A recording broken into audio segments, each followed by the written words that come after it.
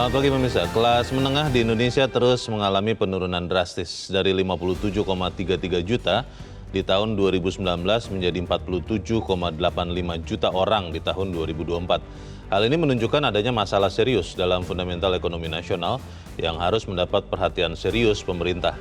Kelas menengah dan calon kelas menengah yang menguasai 66,35% total penduduk Indonesia dan menyumbang 81,49% total konsumsi nasional semakin tertekan karena pendapatan yang melambat dan biaya hidup yang semakin meningkat.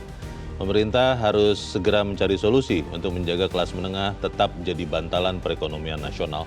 Pemirsa, inilah editorial Media Indonesia di hari ini Senin 2 September 2024 dengan tema Kelas Menengah Kian Terengah-engah. Bersama saya Leonard Samosir dan Anda semua para pemirsa juga bisa ikut menyatakan pendapat Anda nanti dengan menelepon nomor telepon 021 583 99 100. Dan pemirsa, pagi ini telah hadir bersama saya anggota Dewan Redaksi Media Group Abdul Kohar. Mas Kohar, selamat pagi. Selamat pagi, Leo. Sehat-sehat Mas? Sehat, alhamdulillah. Tidak terengah-engah saya lihat, berarti mungkin bukan kelas menengah ya, atau memang jangan-jangan sinyalemen kelas menengah ini kian terengah-engah hanya dirasakan sebagian orang. Tapi sebelum kita bahas itu, Mas Kohar dan pemirsa, kita lihat dulu beberapa berita yang diperhatikan Media Indonesia untuk hari ini. Yang pertama, ini adalah headline Media Indonesia untuk hari ini, Anda bisa lihat di harian Anda. Indonesia bersiap perlihatkan toleransi. Ini terkait dengan kedatangan Paus Fransiskus ya, Mas Kohar ya? Bagaimana, Mas? Ya, ini adalah salah satu bentuk penghormatan kita karena Paus Fransiskus melakukan perjalanan kerasulan begitu ya. Selain kunjungan kenegaraan, tetapi juga perjalanan keagamaan sebagai pemimpin tahta suci.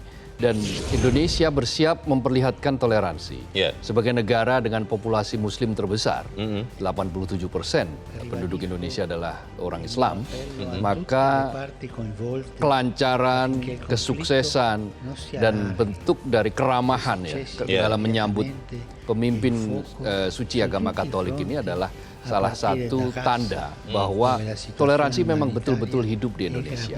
Nyata, ya? Toleransi nyata dikembangkan dan Indonesia aman untuk dikunjungi, dan Indonesia tidak mendasarkan sentimen-sentimen keagamaan sebagai pilihan.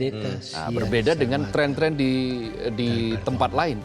Di London misalnya kita saksikan beberapa saat kemarin sentimen keagamaan dimainkan, makin menguat, anti-muslim dan seterusnya. Padahal mereka terpantik hanya oleh persoalan-persoalan yang hoax, persoalan-persoalan yang belum tentu kebenarannya, belum terverifikasi kebenarannya. Nah, Indonesia sebagai negara dengan populasi Islam terbesar, dengan Pancasila yang menjadi dasar, dengan semboyan Bhinneka Tunggal Ika, ya inilah yang akan ditunjukkan sebagai bagian dari rahmat untuk semua alam, bagi rahmat untuk siapapun, bukan hanya yang sesama muslim atau sesama orang beragama, tapi juga pemimpin-pemimpin dari agama yang lain.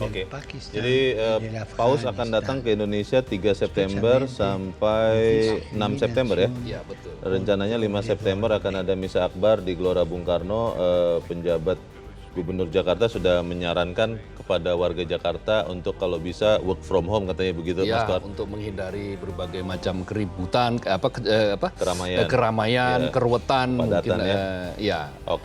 Kita harap kedatangan Paus Fransiskus ke Indonesia bisa berjalan dengan baik, bisa berjalan dengan lancar, dan kita sama-sama menyambutnya. Kita beralih ke berita selanjutnya, pemirsa dan Mas Kohar, di halaman 2, di halaman dalam di harian Anda, pemirsa. Ini masalah yang terkait dengan ekonomi lagi, Mas Kohar. Ada pungutan ke peserta PPDS hingga 40 juta rupiah. Bagi Anda pemirsa, PPDS adalah program pendidikan dokter spesialis. Ini maksudnya sudah terbukti atau dugaan atau bagaimana, Mas Kohar? Ini hasil investigasi dari Kementerian Kesehatan. Terkait dengan kasus bunuh diri dari Dr. Aulia Risma, peserta program pendidikan dokter spesialis di Universitas Diponegoro, Semarang ya. Semarang. Nah, diduga, masih dugaan ya, meskipun mengarahnya ke sana sangat kuat, bahwa ada permintaan uang, pungutan uang yang jumlahnya bisa sampai 40 juta per bulan. Dahsyat ini. Dan itu yang membuat salah satu alasan kenapa diduga Dr. Aulia ini kemudian tertekan. Stres. Dia kan diangkat sebagai bendahara angkatan. Oh. Nah, uang ini untuk apa? Untuk kegiatan para senior, untuk membayar office boy, untuk kebersihan dan seterusnya dan seterusnya. Hal-hal yang di luar kepentingan praktek-praktek, kepentingan-kepentingan dari pendidikan dokter spesialis. Inilah yang diduga membuat pihak Dr. Aulia kemudian tertekan, dia merasa dia dirundung, dibully, lalu akhirnya mengakhiri hidup dengan cara bunuh diri. Tapi kalau dalam berita ini dikatakan Mas Kohar, Undip merasa dihakimi katanya. Penghentian program anestesi Undip di RSUD Karyadi tidak hanya merugikan 80-an mahasiswa PPDS, tapi juga masyarakat, katanya begitu. Ya, ini kan merasa dihakimi karena belum ada keputusan yang betul-betul inkrah, terang benderang. Kenapa sudah dihentikan? Tetapi sudah dihentikan programnya per 14 Agustus. Ini hentikan sementara kan? Ya, dihentikan sementara untuk kepentingan-kepentingan tertentu dan untuk menghindari tafsir-tafsir tertentu untuk kebutuhan penyelidikan tentu saja. Nah, inilah yang membuat pihak Undip merasa mereka dijudge, mereka dihakimi padahal belum ada keputusan yang jelas terkait dengan mengapa, apa sebab dari kematian Dr. Aulia. Kita tunggu sama-sama hasilnya seperti apa.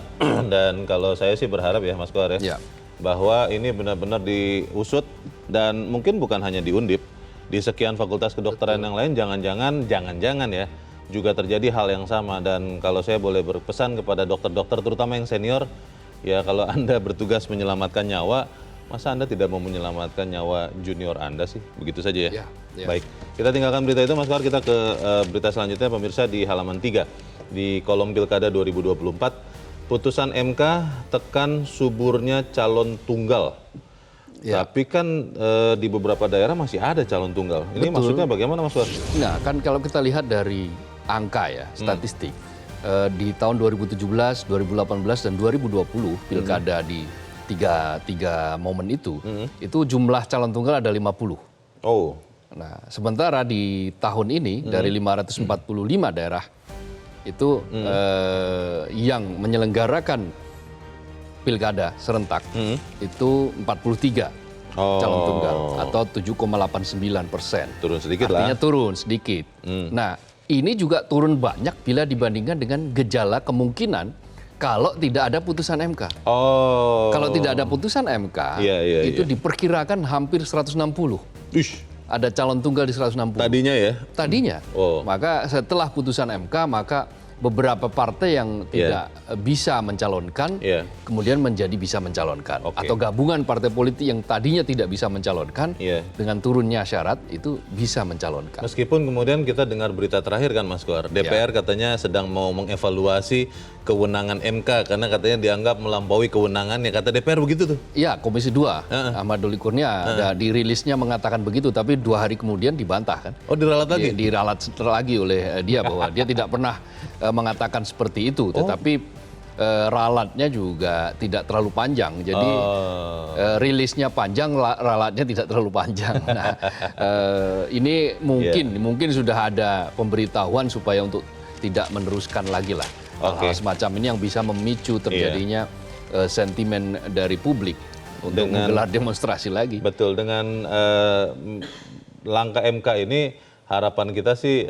rakyat juga merespons ya dengan menurunnya calon tunggal, supaya kemudian menggunakan hak suaranya. Kalau memang, tapi saya baca katanya kalau yang menang kotak kosong maka akan dijabat oleh PLT selama 5 tahun. Ya, bisa 5 tahun, bisa 1 tahun. Jadi artinya gini, kalau sampai kemudian calon tunggal itu yang menangkan adalah kotak kosong, maka dia akan melakukan pilkada ulang 1 tahun lagi, boleh 1 tahun lagi, atau pilkada serentak berikutnya mengikuti. Artinya mengikuti ya berarti akan diisi oleh penjabat, bukan PLT, penjabat. Apakah penjabat wali kota, penjabat bupati, tapi penjabat bukan definitif kan, gubernur. tetap sama. Ya, penjabat seperti kita menyaksikan Jakarta ini sampai pada dilaksanakannya pemilihan pilkada berikutnya, maka ya selama itu dijabat oleh seorang penjabat. Apapun itu, kalau saya melihat Mas Kohar harusnya ada perbaikan sistem yang lebih baik Ya. supaya kemudian suara rakyat tidak terkebiri oleh beberapa partai politik. Kita tinggalkan berita itu pemirsa, kita ke editorial pada pagi ini diberi judul kelas menengah kian terengah-engah. Dari 3 berita tadi yang kita sempat ulas Mas Kohar sebelum editorial, saya melihat ada faktor ekonomi di situ ya. Kalau kemudian kita bicara kelas menengah kian terengah-engah, apakah ini artinya sesuatu yang memang sudah dirancang? Maksud saya, ya sudah, kita fokus kepada kelompok yang termiskin dulu saja supaya mereka tetap hidup, kelas menengah yang nanti-nanti saja disentuhnya, atau seperti apa? Apa pesan editorial? Ya, ini adalah situasi yang sangat problematik apabila pemerintah tidak serius menangani gejala turunnya kelas menengah ini. Ya, sejak COVID, setelah COVID, kita menyaksikan pemulihan ekonomi belum sepenuhnya terjadi. Nah, pada titik itu pemerintah mencoba untuk mengamankan masyarakat bawah dengan cara memberikan bansos. Lalu masyarakat atas dipancing untuk memberikan sejumlah insentif, katakanlah begitu. Tetapi yang di tengah ini nyaris tidak ada program apapun untuk menyelamatkan mereka. Padahal situasinya sudah semakin mendesak. Ketika masyarakat bawah mendapatkan bansos, masyarakat atas mendapatkan insentif, pajak dan seterusnya, keringanan dan seterusnya, yang di tengah ini akhirnya terjepit. Yang kita saksikan adalah data BPS terbaru.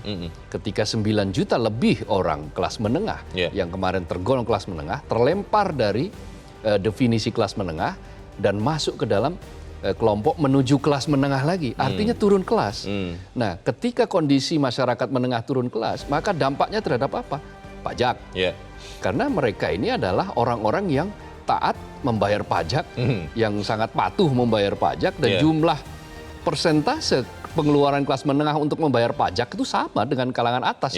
4% lebih itu penghasilan mereka adalah untuk pajak. Padahal pendapatannya jauh berbeda. Pendapatannya jauh berbeda, tetapi akumulasi dari kelompok kelas menengah itu ternyata membayar pajak.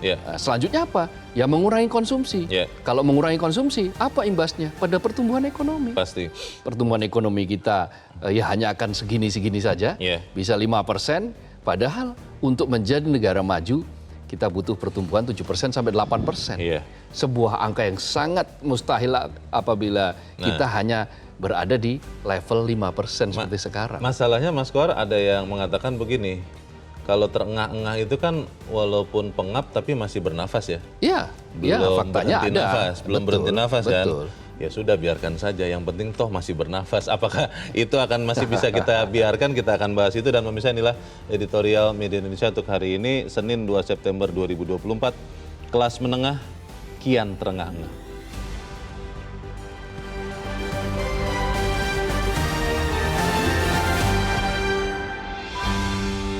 Kelas menengah kian terengah-engah.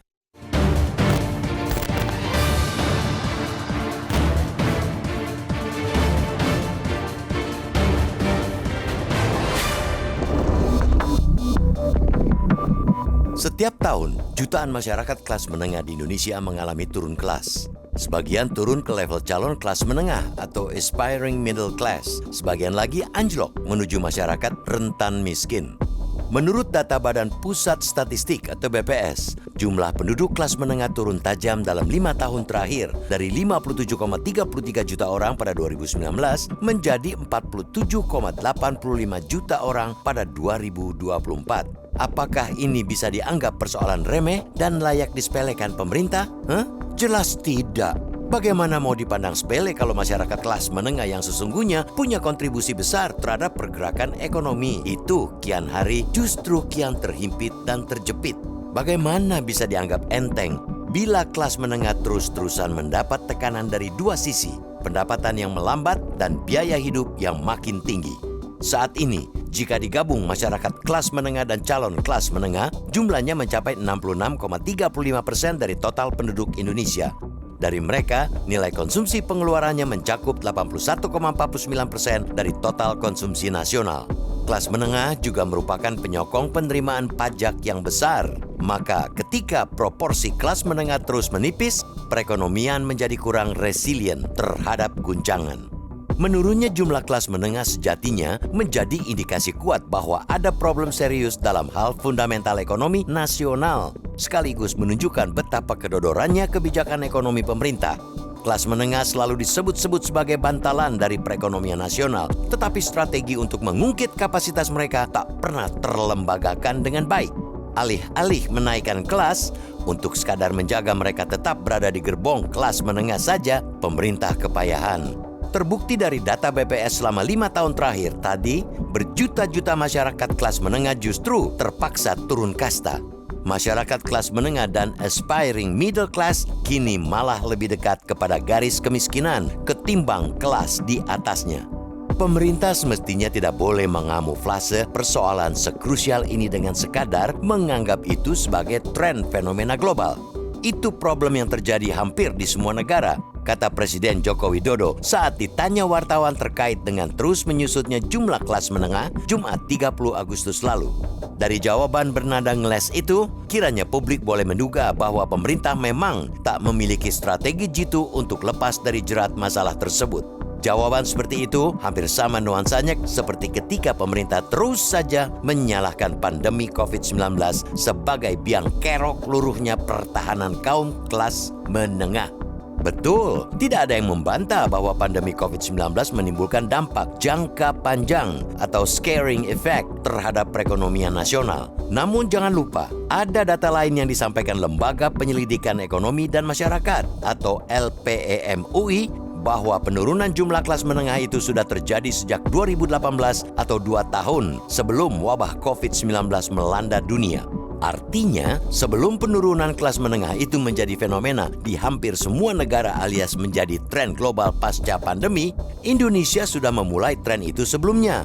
Maka bila berpatokan dari itu, boleh jadi bukan pandemi yang jadi biang keroknya, melainkan pemerintah yang tidak sigap mengantisipasi gejalanya sejak awal.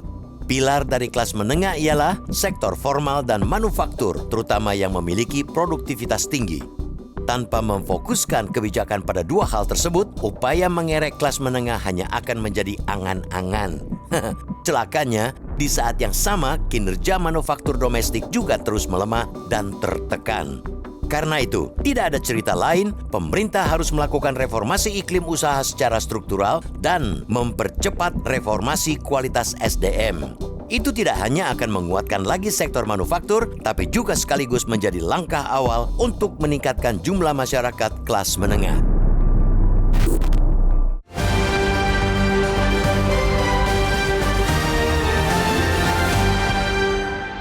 Di bagian berikut Anda bisa ikut menyatakan pendapat Anda terkait editorial pagi ini, pemirsa. Tetaplah bersama kami.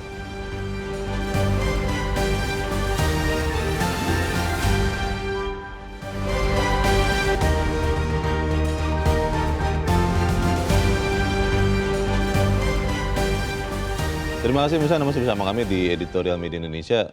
Mas Kohar, karena kelas menengah itu kan walaupun terengah-engah, Ya. asumsinya masih punya uang, Mas. Ya, betul. Masih punya uang untuk makan, tidak ada yang kelaparan sampai mati begitu. Ya. Dan itu yang menurut sebagian orang masih aman. Ya. Nah, bagaimana kemudian terengah-engahnya ini dijaga untuk jangan sampai ya benar-benar habis napas? Nah, persoalannya kan ketika sudah terengah-engah, sampai detik ini belum ada formula atau solusi yang pas untuk menjaga mereka. Buktinya, ketika mereka dihantam oleh pandemi, faktanya sekarang kita menyaksikan jumlah mereka turun. Itu artinya kan berarti belum ada solusi yang jitu, yang bisa menangani supaya kelas menengah itu terjaga dengan populasi atau jumlah yang tetap. Yeah. Nah, dari 57,3 juta menjadi 47,8 juta, itu kan berarti hampir 10 juta hilang. Mereka dari kelas menengah geser ke MKM misalnya, menuju kelas menengah, belum kelas menengah. Nah, ini implikasinya apa? Kita lihat betul bahwa mereka masih bisa bernapas. Tapi lihatlah komposisinya. Semakin banyak sekarang kelas menengah itu yang menggunakan uangnya, menggunakan pendapatan penghasilannya, itu untuk belanja makanan dan minuman. Kebutuhan dasar? Kebutuhan dasar. Bertahan hidup ya? Bertahan hidup, itu jumlahnya hampir separuh. Lalu kemudian 28% itu untuk bayar apa? Untuk bayar cicilan. Artinya lebih dari atau hampir 80% penghasilan itu sudah habis. ada yang menghitung, statistik menunjukkan bahwa rata-rata sekarang ini di kantong kelompok kelas menengah itu setiap bulan per orang per bulan itu hanya sanggup menabung sekitar 480 ribuan rupiah per bulan. Bandingkan dengan kelas di atasnya yang masih bisa menabung rata-rata 2,9 juta per bulan. Nah, komposisi statistik semacam ini mestinya tidak hanya dibaca sebagai sebuah angka. Baik, kita sebelum melanjutkan diskusi ini, Mas Kohar, dan kita akan pemirsa mencoba juga bertanya. Saat ini kita sudah tersambung lewat saluran telepon dengan Rektor Universitas Paramadina yang juga ekonom senior Indef, Profesor Didik Rabini. Mas Didi, selamat pagi. Pagi Mas, sehat ya? Ya, sehat-sehat. Mas Didi, kelas menengah semakin berkurang dan semakin terengah-engah. Ada yang mengatakan kelas menengah sekarang makan tabungan, mantap katanya begitu. Mas Didi, solusi yang efektif jangka pendek dan jangka menengah untuk kemudian mengangkat lagi kelas menengah ini seperti apa, Mas? Mas, sebenarnya ekonomi itu begitu tumbuh, dia otomatis akan meningkatkan pendapatan, terutama kelas menengah, ya, yang dia itu masuk ke sektor produktif dan lain-lain. Iya. Nah, sekarang menurut saya ini ada paradoks ya. Pertumbuhan ekonomi 5% itu kan tinggi sekali, tapi kelas menengahnya merosot. Iya. Ini tidak masuk akal menurut saya, ya. Jadi kemungkinan pertumbuhan 5% itu bodong juga, ada indikasi. Karena rejim kan rejim bohong. Jadi Katakanlah kalau benar Mas Didi bahwa memang ada pertumbuhan dan juga memang jumlahnya berkurang untuk kelas menengah, itu berkurang karena apa ya kira-kira ya Mas Didi?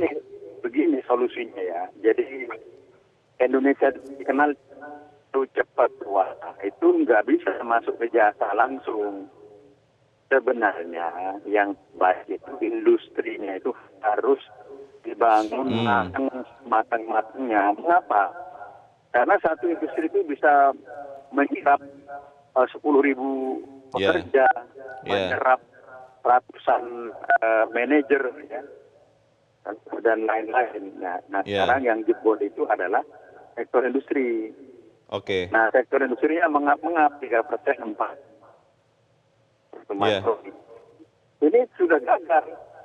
Jadi saya di antara berbagai strategi pembangunan daerah, pembangunan sumber daya, pembangunan macam-macam, fokus satu deh, sektor industri udah. Sektor industri itulah yang pada waktu Orde Baru kelas menengahnya kurang, bertumbuh menjadi seperti sekarang. Nah, karena kemudian industrinya merosot, dia masuk ke jasa. Masuk ke jasanya itu sektor jasa informal, tidak produktif, jasa-jasa yang di bawah tanah, dan itu saja. Strateginya itu saja deh, ya. Industri ya. Nah, sekarang ini kegagalan Jokowi ini, ada kegagalan Menteri Perindustrian ini ya industri itu. Zaman Soeharto itu 12%, industrinya sekarang 3%, nggak mungkin bisa membuat ekonomi itu sejahtera, kecuali Singapura ya, nggak ada industri jasa ya, tapi jasa, tapi itu jasa profesional yang tinggi, keuangan dan finance dan lain-lain ya. Jadi industri harus dibangun di daerah, ya, Jepang begitu, Korea begitu, Taiwan begitu. Mas Didi, ini kalau bicara simpelnya. Ya. Silakan, Mas. Simpelnya begitu. Kalau bicara industri atau industri manufaktur kan yang pertama butuh waktu untuk membangun dan menyerap. Lalu yang kedua juga butuh kepastian ya. Banyak investor katanya nggak terlalu yakin karena kadang-kadang di Republik Indonesia ini peraturan bisa berubah dengan drastis. Itu bagaimana Mas Didi? Jokowi sudah dikasih 10 tahun ya. Resource based industry ya. Perikanan ya. Itu bikin pabrik perikanan itu setahun 2 tahun udah jadi. Yang penting ada ekspornya. Jadi strateginya kayak apa kan pertanyaan kita tadi, strateginya industri. Industri itu harus 40% ya, tidak 35%, tidak seperti sekarang di bawah 20%. Nah, bagaimana industri itu digerakkan? Ada kebijakan satu, kedua ada investasi. Tentu saja nggak bisa harus double gardan. Double gardannya itu dalam negeri, investasi luar negeri. Nah, luar negeri itulah yang menjadi motor, ya, sehingga kita harus membangun iklim yang kondusif, ya. Ya. Nah, bagaimana setelah itu kebijakan ekspor? Nggak bisa pasar dalam negeri saja, tetapi ke luar negeri walaupun pasarnya besar. Cina pun ke luar negeri walaupun pasarnya sangat besar. Ya, ya. Jadi 3 itu industri, investasi, ekspor. Tapi ujungnya industri. Itu saja deh, ya. Itu pengalaman 50 tahun Jepang begitu. Itu Taiwan saja dilakukan ya. Nggak ada lagi, udah itu aja. Oke, baik. Ini sangat mencerahkan dan semoga kemudian apa yang disampaikan Profesor Didi Rabini juga yang kita bicarakan ini, Mas Didi, didengar ya oleh pemerintah, khususnya mungkin pemerintahan Prabowo Gibran berikutnya. Terima kasih Rektor Universitas Paramadina yang juga ekonom senior Indef, Profesor Didi Rabini sudah mencerahkan kami. Selamat pagi, Mas Didi. Makasih, sampai jumpa. Ya. Sampai jumpa. Mas Kohar, kalau bicara yang tadi disampaikan Pak Didi Rabini, saya jadi sejalan dengan yang disampaikan oleh Mas Khatib Basri, Menteri Keuangan kita, yang mengutip data dari BPS bahwa di tahun 2019 sampai 2024 jauh lebih banyak jumlah tenaga kerja yang terserap sektor informal ketimbang sektor formal. Sementara dikutip di tahun 2009 sampai 2014 itu malah formalnya tinggi sekali dan informal itu minus, artinya banyak yang terserap ke formal. Artinya apakah memang benar tadi yang disampaikan Mas Didi, fokus aja mengembangkan industri atau seperti apa? Iya, kan kita lihat data-data menunjukkan bahwa industri manufaktur kita kontribusinya terhadap PDB itu turun drastis. Ketika Orde Baru itu masih 31% loh. Kontribusi industri manufaktur terhadap PDB. Pabrik-pabrik itu ya? Betul, pabrik-pabrik itu berdiri dan kontribusinya itu 31% terhadap PDB. Nah sekarang itu 18-19% cuma. Kontribusinya kan turun drastis itu. Nah sementara kedua, industri manufaktur atau pabrik-pabrik inilah yang menyerap tenaga kerja. Yang mereka ini masuk ke dalam sektor-sektor formal. Nah bayangkan dalam kurun waktu 15 tahun, kita kedodoran akhirnya. Sekarang ini pekerja di sektor informal itu sudah mencapai 60% komposisinya bila dibandingkan dengan mereka yang bekerja di sektor formal. Artinya lebih banyak orang bekerja di sektor informal. Usaha sendiri, jadi ojek online, jadi driver taksi online, lalu pengantar logistik dan seterusnya.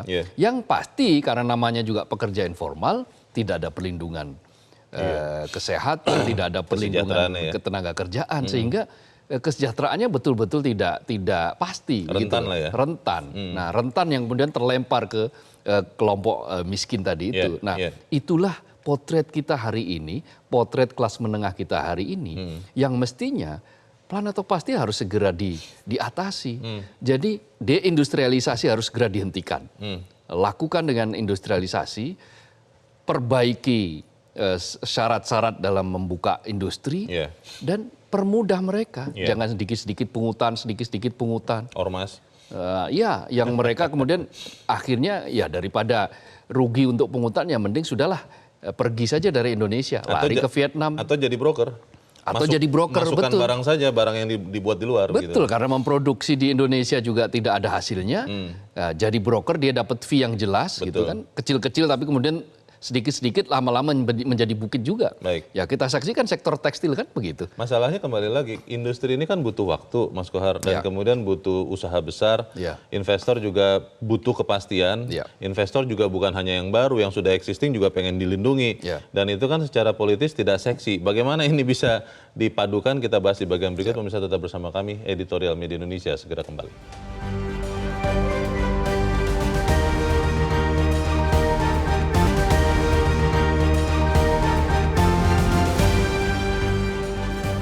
Media Indonesia mengajak Anda untuk mengakses fitur premium e-paper. Dengan sajian konten berbasis intelektual dan meneguhkan kebangsaan, Media Indonesia tampil dengan lebih dinamis melalui e-paper Media Indonesia yang dapat Anda akses kapan saja, di mana saja. Caranya mudah, download aplikasi Media Indonesia di Android atau ketik link e-paper.mediaindonesia.com atau bisa scan QR Code pada layar kaca Anda. Klik tab e-paper di bagian samping layar tablet Anda, daftarkan data diri, serta pilih paket berlangganan e-paper Media Indonesia sesuai dengan kebutuhan Anda. Nikmati juga bonus spesial tambahan 4 halaman rubrik fokus setiap hari. Semua bisa Anda dapatkan hanya di e-paper Media Indonesia. Untuk informasi lebih lanjut, hubungi customer service di nomor 0811 1201 2018 atau kunjungi media sosial @mediaindonesia. Media Indonesia, referensi bangsa. Terima kasih Anda masih bersama kami di Editorial Media Indonesia dan sekarang waktunya kita Mas Koar untuk mendengarkan juga pendapat dari pemirsa Metro TV. Kita sudah terhubung dengan pemirsa Metro TV di Jakarta Timur. Ada Ibu Upik. Ibu Upik, selamat pagi. Pagi Bang Reona dan Mas Kohar. Selamat pagi, Bu Upik. Bagaimana Bu? Kelas menengah kian terengah-engah. Saya mau tahu kalau boleh Bu Upik masuk kelas menengah atau kelas mana nih Bu? Nah ini yang saya repot jawabnya. Kemarin ambil menengah terus ikut lagi. Iya. Karena kan saya di sektor jasa, ya kan? Saya jualan makanan by order di kantor-kantor, tapi kantor-kantor itu sebenarnya kan usia produktif ya. Dan mereka saya bilang menengah karena dia bisa menyanyikan hobi, lifestyle gitu ya.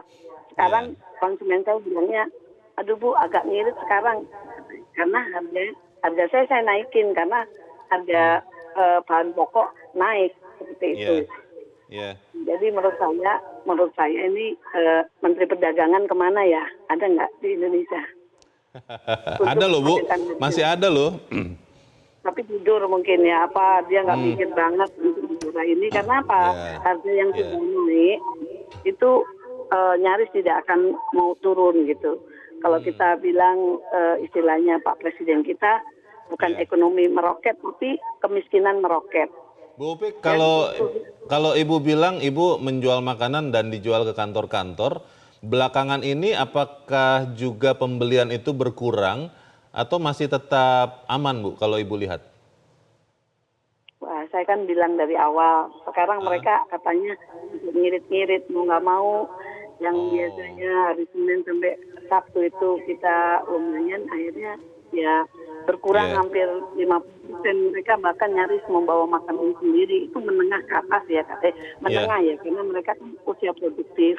Dan dia bisa lifestyle, bisa menyalurkan hobi. Bahkan banyak yang curhat, sekarang hobi dikurangin Bu. Itu kan menandakan apalagi ekonomi bawah yang harga meroket, bukan ekonomi meroket ya. Itu ya menangis termehek-mehek sejadi-jadinya. Jadi kalau menengah itu terengah-engah, jadi di kelas bawah termehek-mehek, saya bilang gitu aja. Sudah nggak bisa napas begitu kali ya. Harapan Bu Upik apa Bu? Konkretnya Bu? Harapan saya negara ini punya acuan ekonomi atau harga-harga ini. Jadi saya lihat pemerintah sekarang tuh nggak pernah mikirin rakyatnya. Jadi mereka mulai dari maaf ya, bukan mengkritik, penyataan. Kita lihat Menteri Perdagangan, Menteri Ekonomi, semuanya. Bantu jaga harga. Jadi, ya.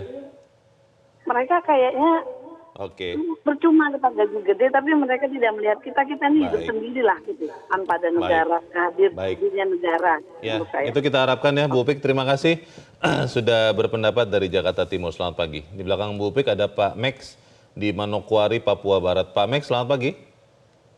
Selamat pagi. Iya. Bung Kohar, selamat pagi. Selamat pagi, silakan Pak. Pagi. Iya. Baik, terima kasih. Ini kalau topik ini masyarakat kelas menengah terengah-engah, bagaimana kelas bawah? Iya. Ya.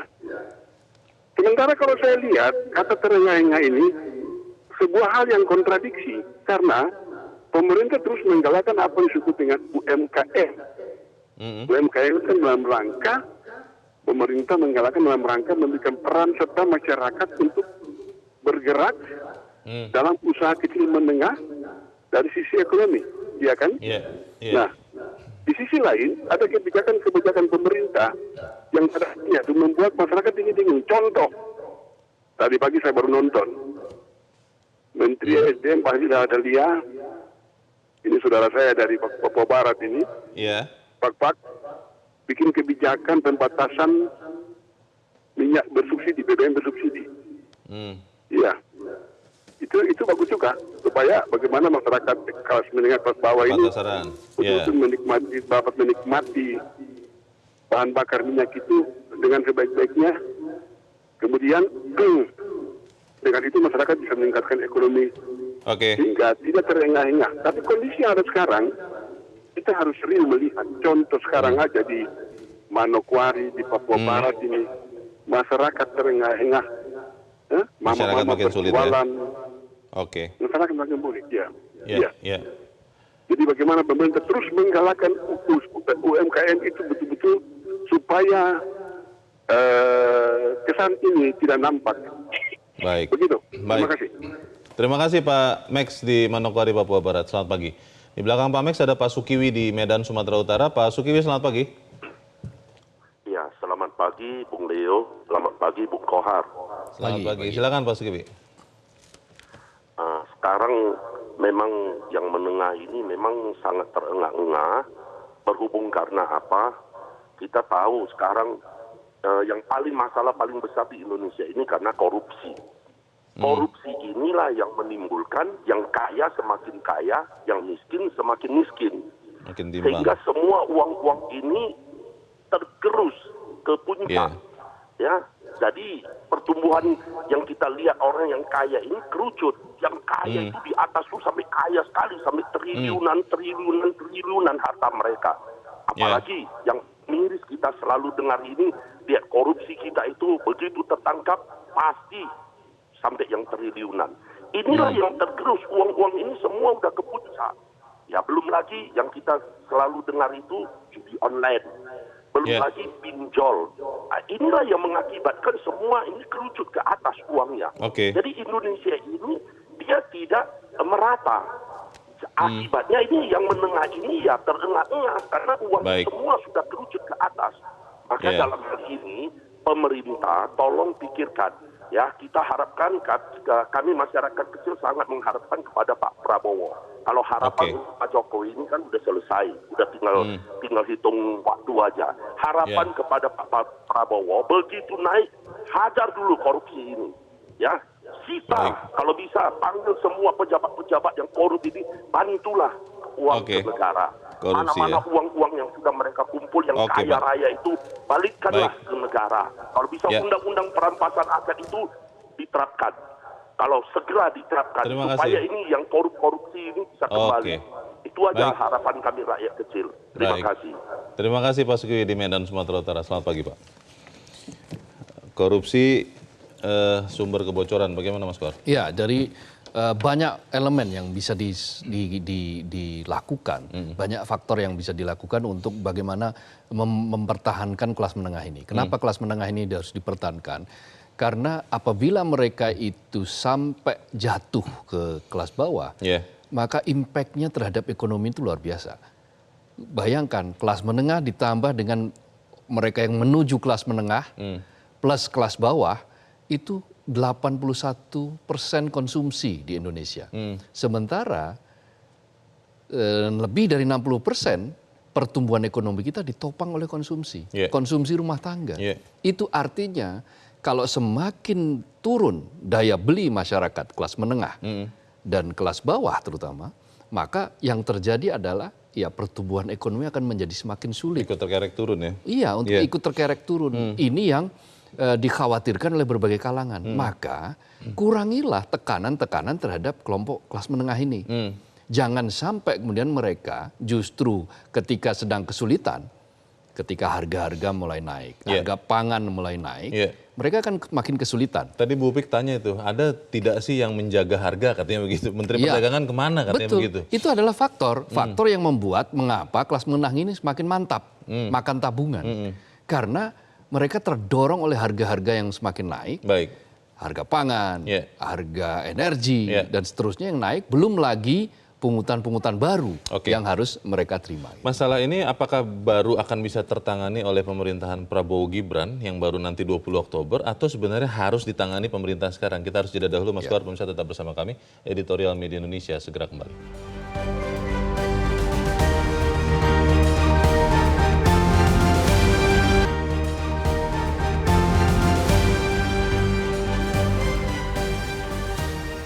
Terima kasih Anda masih bersama kami. Kita di bagian akhir dari diskusi kita pagi ini. Mas Kohar, tadi Pak Max di Manokwari menitipkan harapan ya untuk mengangkat kelas menengah ini kepada pemerintahan yang berikut, Prabowo Gibran. Pertanyaannya adalah, apa kita punya kemewahan untuk menunggu sekitar kurang lebih 2 bulan sampai ke situ?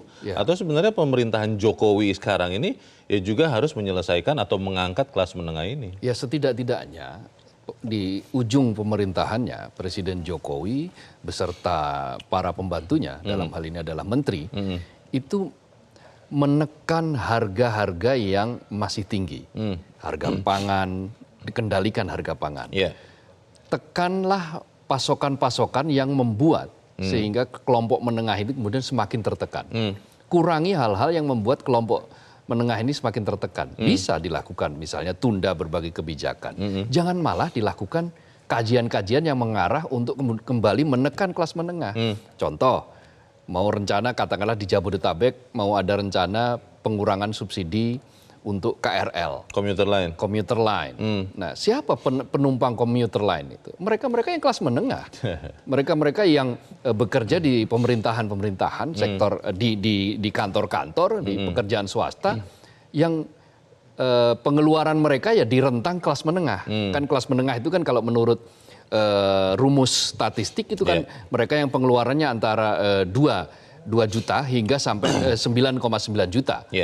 Nah, berarti di rentang itulah mereka masuk dalam kategori kelas menengah. Dan di Indonesia itu banyak sekali kelompok kelas menengah yang mereka menggunakan transportasi umum, misalnya komuter line. Ya, komuter line itu kan konon katanya hanya untuk kelas bawah. Jadi kalau kelas menengah pakai, mereka tidak boleh pakai subsidi itu, katanya begitu Mas Kohar. Oh enggak, sekarang begini, kalau mereka yang bekerja di kantor-kantor dengan gaji katakanlah misalnya sedikit di atas UMR, apakah ini masih masuk dianggap sebagai kelas bawah? Enggak juga dong.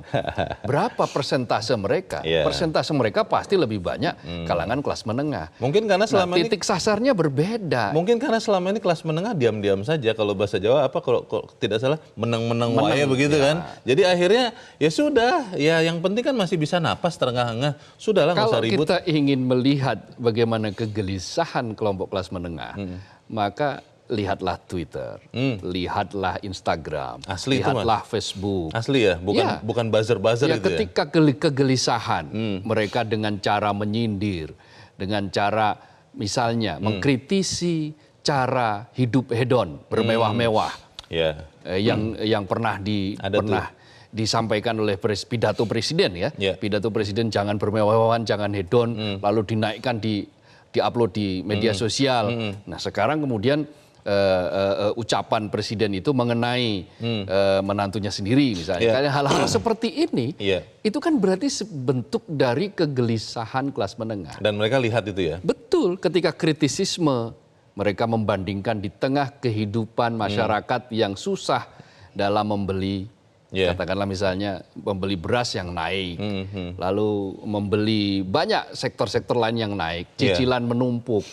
Nah fenomena kemudian maraknya pinjol ilegal, kemudian bahkan maraknya judi online, itu relate, itu berhubungan dengan kondisi kelas menengah yang semakin terjepit. Jangan dipersalahkan kelas menengahnya saja itu ya? Betul, kenapa? Karena mereka ini dalam posisi yang tidak ada yang memberikan solusi. Tidak ada pilihan lain. Kalau kelas bawah kan seperti kita tahu ada sekian bulan mereka mendapatkan bantuan sosial. Sekian sos ya. Betul, kelas atas mereka mendapatkan insentif, pengurangan pajak asal misalnya industri mereka menyerap tenaga kerja. Nah di kelas menengah ini apa?